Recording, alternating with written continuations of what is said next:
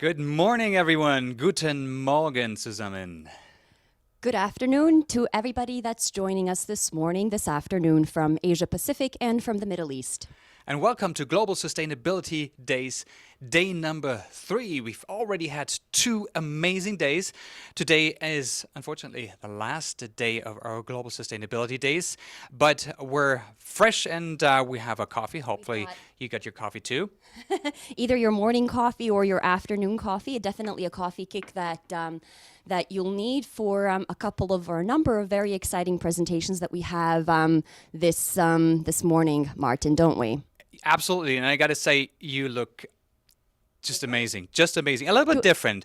I'm not sure what you're talking about. Why do I look different? What happened? What is it happened? about? Tell us. What is it about the fact that I'm wearing today that's different than day 1 and day 2? You're 100% SDG today, right? I am. I'm aligned to the Sustainable Development Goals. So why am I wearing a tracksuit? There are a couple of reasons for that. I'll get to some of that later on during the program. Today we're talking about impact and sustainable development goals. So I thought, what better way to actually highlight the funding gap to actually meet to meet UN's very ambitious 2030 agenda than to actually wear a sustainable, this is a tracksuit, a sweatsuit that was made from recycled and organic cotton and that has the SDG logo on the front. And Martin, I've got your back. I have all of the SDGs on my back in case it's a little cheat sheet. Can you During turn around? Just briefly. Hold on, I'm going to try to see. Can you get a shot of that? Yeah, we can see it. Yes. Fantastic. So I've got your back in case during the presentations today we need sort of to check what's Sustainable Development Goal number 4 or number 5. You know, you can always take a look at my back and we'll do it. But there's another small reason why I'm also wearing sweatpants today, and that's of course for all of you out there today, for all of our clients, for all of our partners, for all of our employees as well that are joining us. Many of you have been working from home during lockdowns and during this very unprecedented environment that we've been in, and I've got to say, during Teams calls, during Skype calls, both with clients as well as with colleagues, it's been great to see how everyone's worn also sweatpants, sort of democratizing a little bit. We don't always have to wear a tie, right? Absolutely. In order to appear professional. So this is also for all of you out there. Thank you so much for joining us today and accompanying us on this journey. I love it. And I got to say, I'm a little bit jealous. We'll just make this casual Thursday. It might feel like Friday, but it's not Friday today?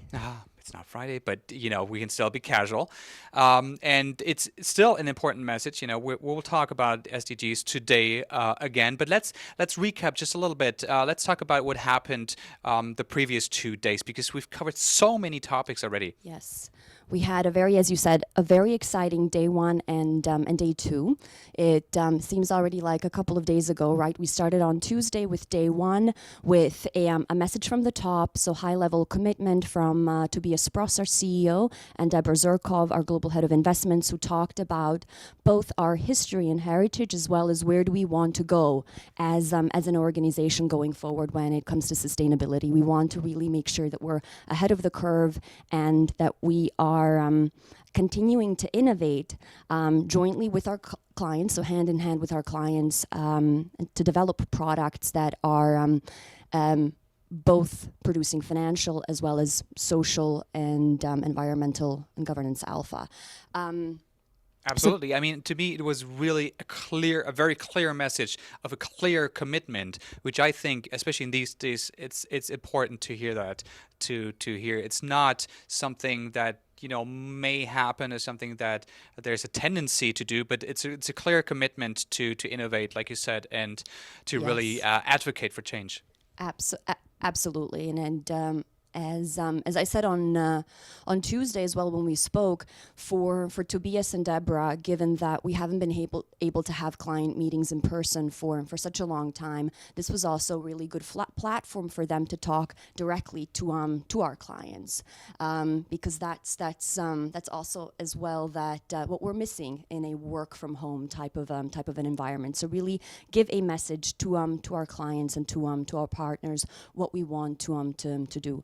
We also during day one talked a lot about what are some of the drivers, some of the catalysts that are driving change, that are driving also demand for sustainable products. And you have this, we talked about regulation, of course, and we also talked about the Greta Thunberg effect, if I may sort of call it that. And that's really the younger generation, millennials, Gen Zs, we learned yesterday, that's what, that's what comes after millennials, Gen Zs, really also pushing for change as well.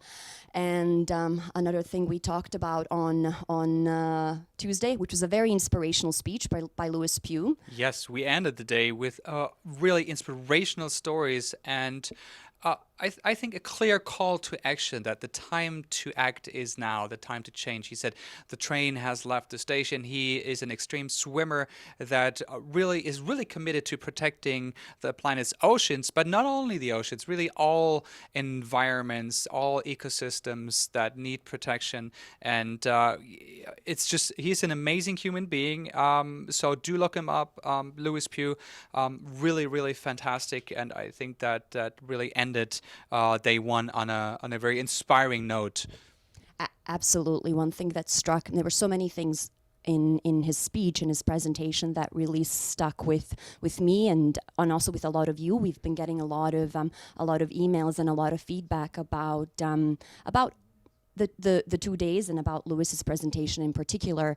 This courage that he has, this mental strength, of just really sticking through it and not giving up, because he says the speed of change is so visible, especially in the Arctic regions, in the polar regions that where he's been doing some of his endurance, some of his extreme swims, that as you said, the train has left the station. The time to act is now.